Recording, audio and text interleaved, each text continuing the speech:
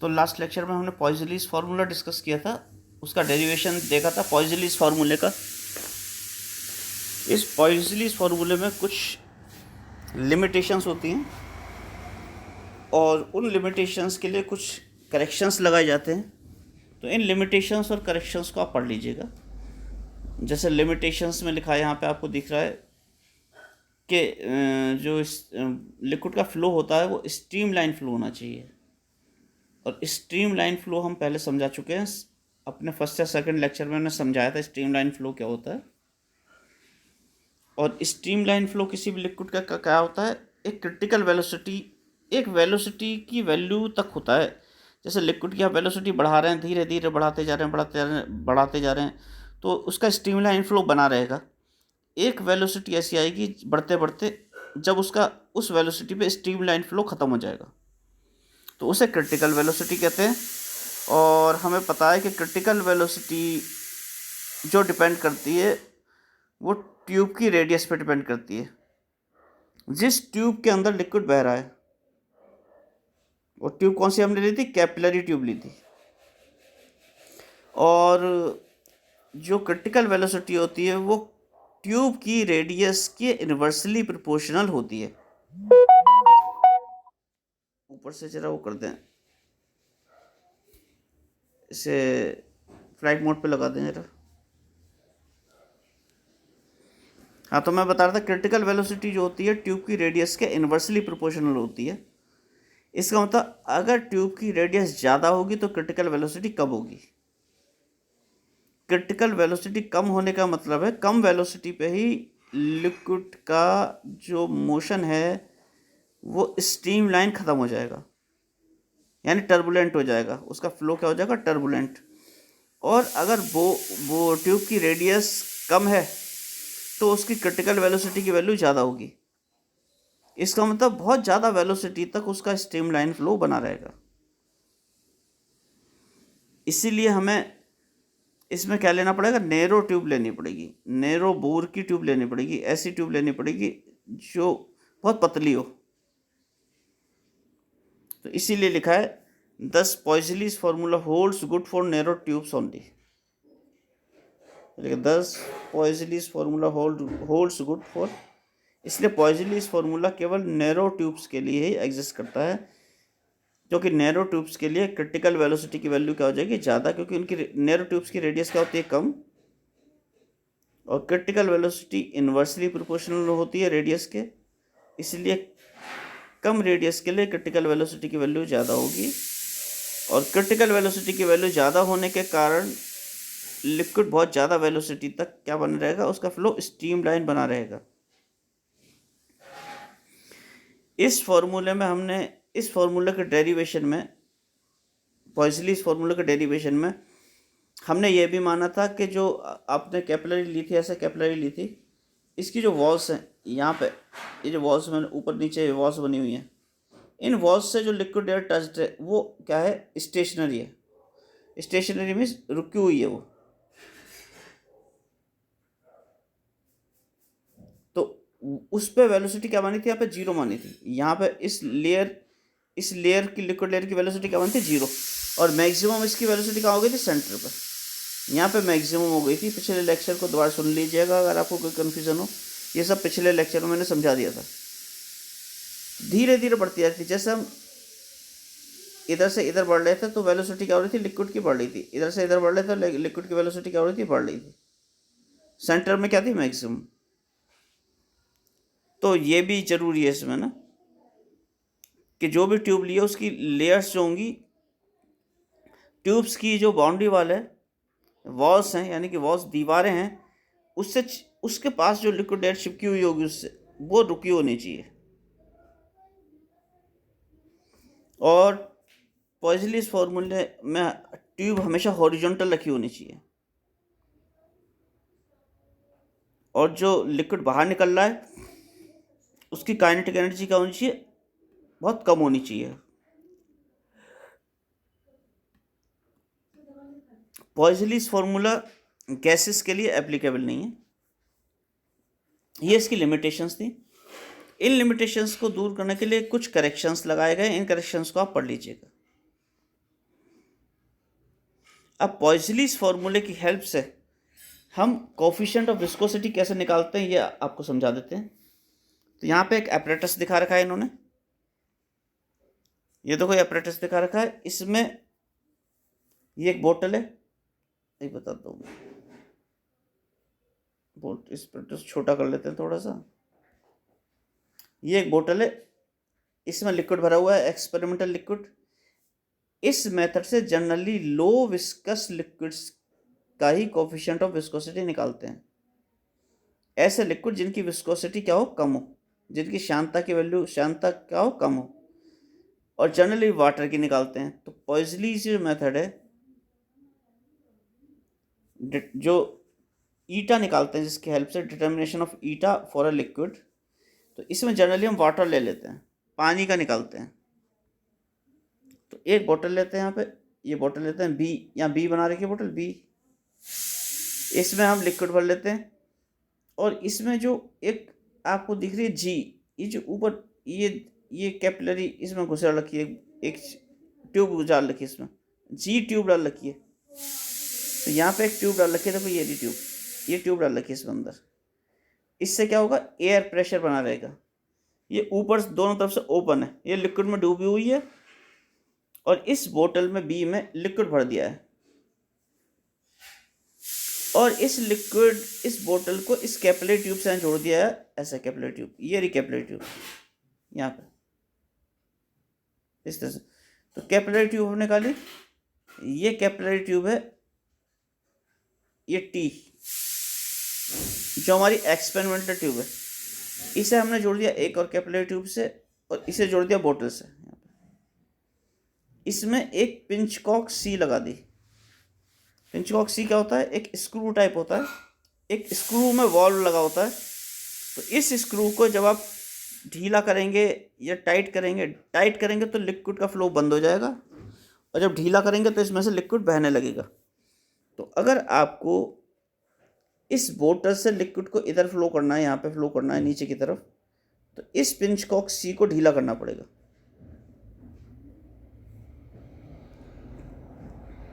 ये जो कैपिलरी है, इसका कैपिलरी का एक एंड यहाँ बीकर में खुल जाएगा। ये लिखा है ग्रेजुएटेड जार। ग्रेजुएटेड जार माने जिस पे निशान लगे रहते हैं, एक ऐसा बीकर होता है, इस पे निशान लगे रहते हैं, यहाँ पे ऐसे ऐसे ऐसे ऐसे मेजरमेंट के निशान लगे रहते हैं। तो इसमें जहाँ भी लिक्विड भरेगा तो आप उसे लिक्विड की इसको नाप सकते हैं कि कितने वॉल्यूम है उसकी, 10 cc, 20 cc, 30 cc, 40 cc, इस तरह का ग्रेजुएटेड जार है। तो यहाँ वाटर का सीसी निकाल सकते हैं आप। तो आप क्या करेंगे, और एक इसमें मैनोमीटर लगा होता है, थोड़ा और बड़ा बना देते हैं। ये जो हमारी एक्सपेरिमेंटल ट्यूब है टी, ये एक्सपेरिमेंटल ट्यूब ये यहाँ जुड़ी हुई है, इसका एक एंड में ये मैनोमीटर का एक लिंब होता है, दूसरे एंड में मैनोमीटर का दूसरा लिंब होता है, और इसमें भी एक्सपेरिमेंटल लिक्विड भरा होता है,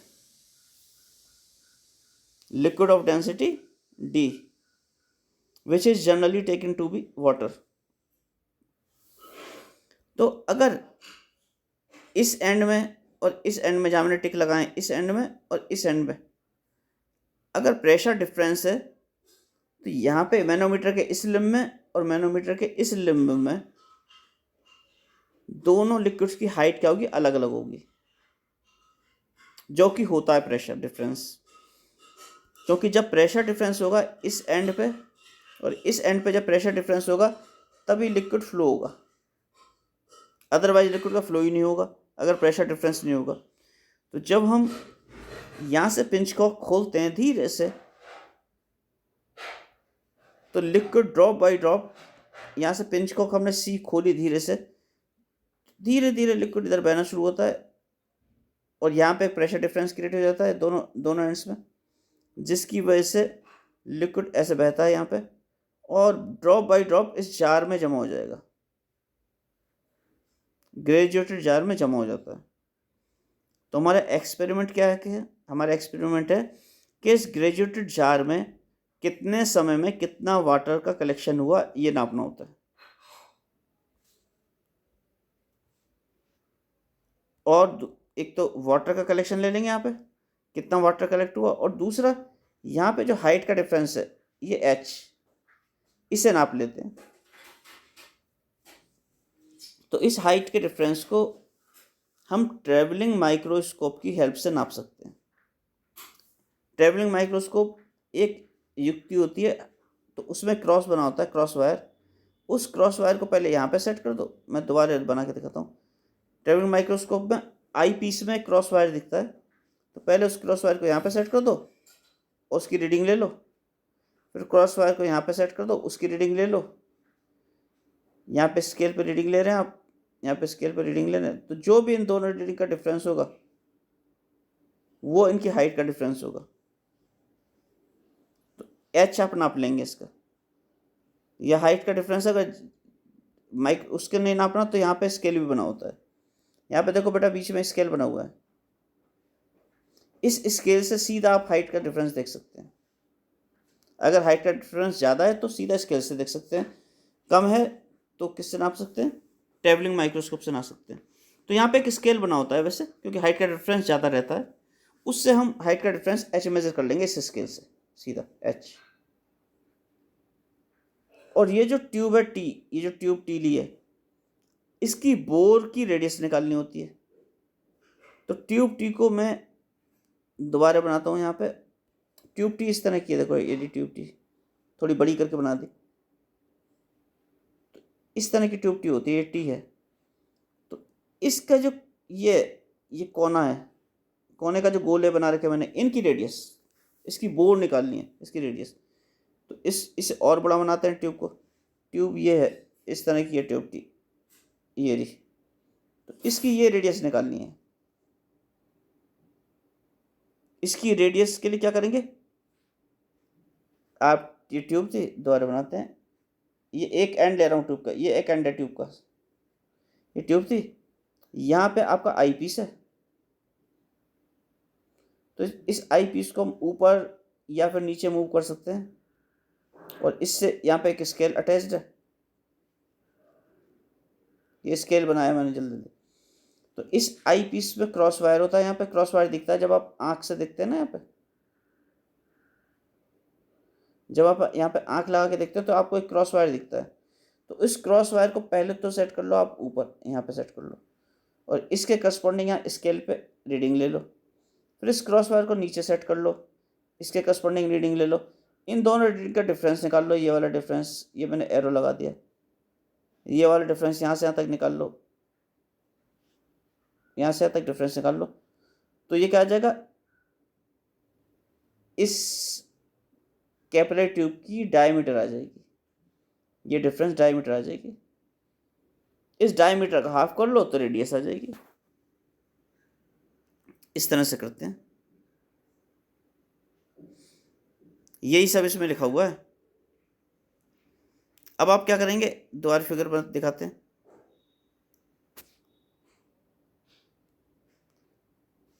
थोड़ा नीचे कर लेते हैं फिगर को।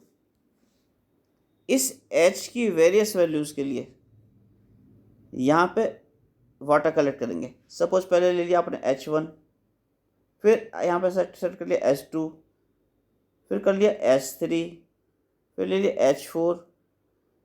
ये जनरली जो H बदलता है, यहाँ पे जो H की वैल्यू बदलती है, वो यहाँ पे वाटर फ्लो जो होता है ना B से, बोतल से जो वाटर फ्लो हो रहा है जिसमें मैं एरो लगा रहा हूँ, इस पिंच कॉक C को चेंज करेंगे आप बार बार ना, थोड़ा थोड़ा थोड़ा थोड़ा, तब H हाइट बदल जाती है। तो ये फ्लो पे डिपेंड करता है, फ्लो कभी कम कर दिया, बहुत ज़्यादा कम ड्रॉप होने लगा, कभी थोड़ा सा बढ़ गया, फिर और बढ़ गया, लेकिन स्ट्रीम लाइन फ्लो ही रहना चाहिए, उसकी वेलोसिटी ज़्यादा नहीं बढ़नी चाहिए।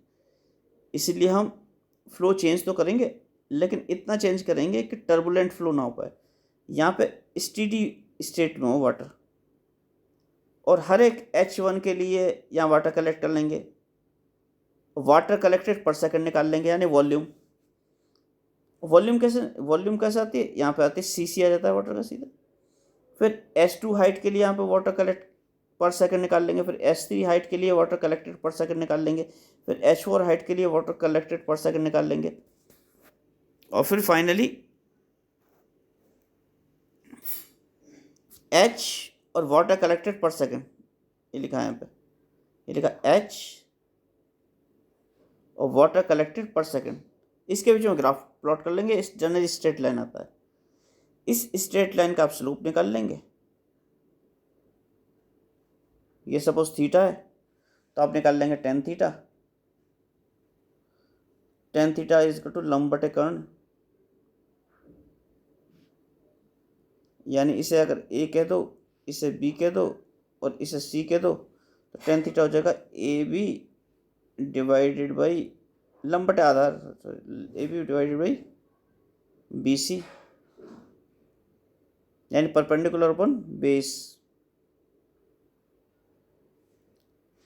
ए B upon B C. A B क्या है, ए बी कौन सी वैल्यू है, देखो इधर परपेंडिकुलर को ड्रॉप कर लो तो वी की वैल्यू है इनफैक्ट,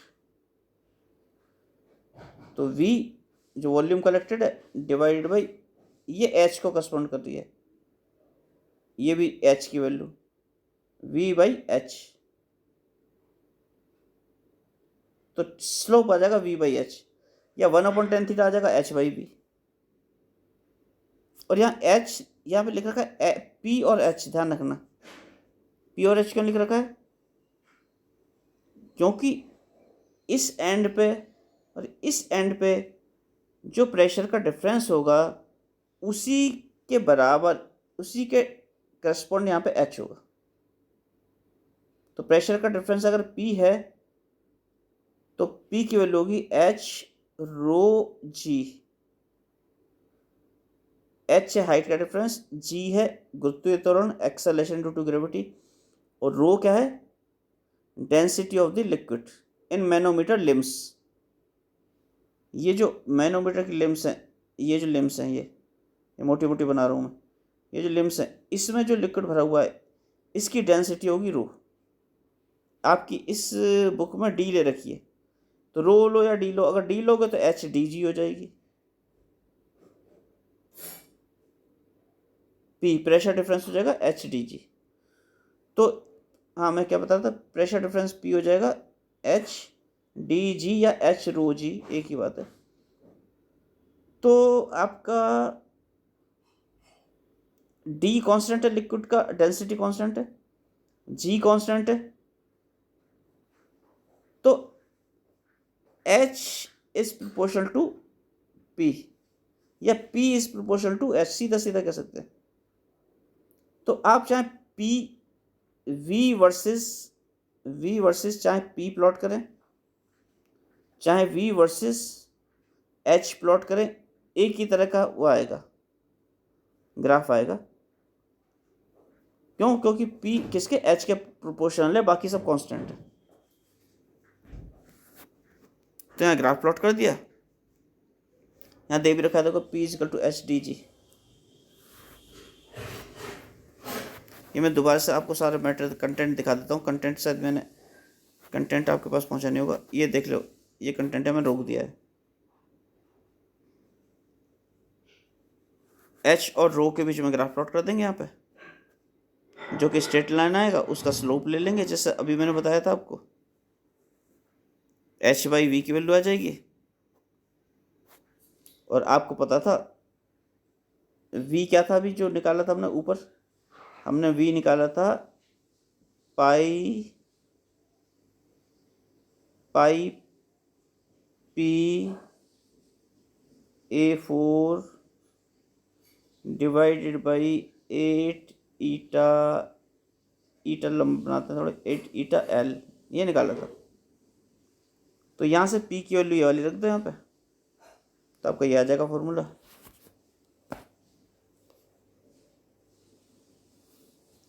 ये फॉर्मूला आ जाएगा, इससे ईटा की वैल्यू निकाल लो तो ईटा का ये वाला फॉर्मूला आ जाएगा, फिर नीचे वाला। यहाँ देखो एच बाई वी आ रहा है लास्ट में, यहाँ पे क्या आ रहा है एच बाई वी। तो पाई की वैल्यू आपको पता है, डी क्या था density of the liquid in manometer limbs, वो भी आपको पता है। लिक्विड जो भी लेंगे उसकी डेंसिटी पता है, स्टैंडर्ड वैल्यू होती है, वो टेबल से मिल जाती है, प्रैक्टिकल की किताब में टेबल से मिल जाती है। स्टैंडर्ड वैल्यू हमें पता है लिक्विड्स की। जी एक्सेलरेशन ड्यू टू ग्रेविटी है, इसकी वैल्यू भी पता है हमें, स्टैंडर्ड 9.8 मीटर पर सेकंड स्क्वायर। ए है रेडियस ऑफ द कैपिलरी, वो मैंने आपको बता ही दिया था। रेडियस ऑफ द कैपिलरी कैसे निकालेंगे, ये कैपिलरी थी, ये निकालेंगे रेडियस। एक बार टेबल माइक्रोस्कोप का क्रॉस वायर यहाँ फिक्स कर देंगे, एक बार यहाँ फिक्स कर देंगे, या नीचे फिक्स कर देंगे, बीच में तो फिक्स हो ही नहीं सकता। नीचे फिक्स कर देंगे, इससे डायमीटर आ जाएगी, दोनों का डिफरेंस निकाल के। अभी मैंने बताया था आपको, इसके करस्पॉन्डिंग स्केल पर वैल्यू ले लेंगे,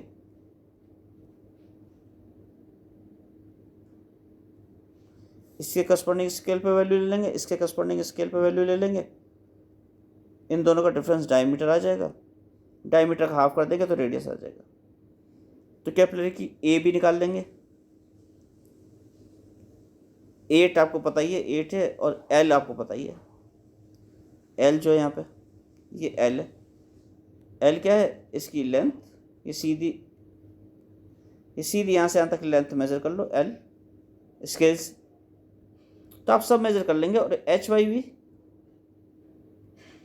वी ग्राफ से निकाल लो और यहाँ रख दो, तो आपको ईटा निकल जाएगा। तो आपको कोफिशिएंट ऑफ विस्कोसिटी निकल जाएगा with the help of Poiseuille's method.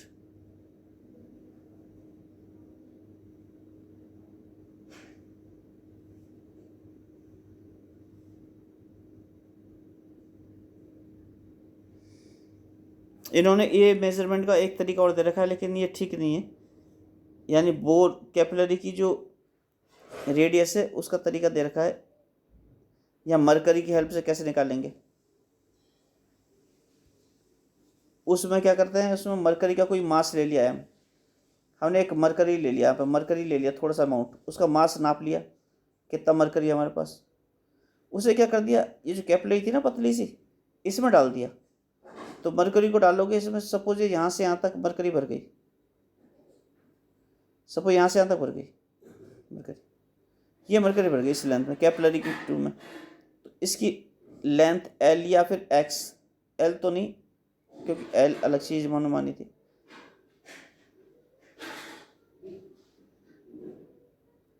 यहाँ पे इसकी लेंथ एक्स ले लेंगे,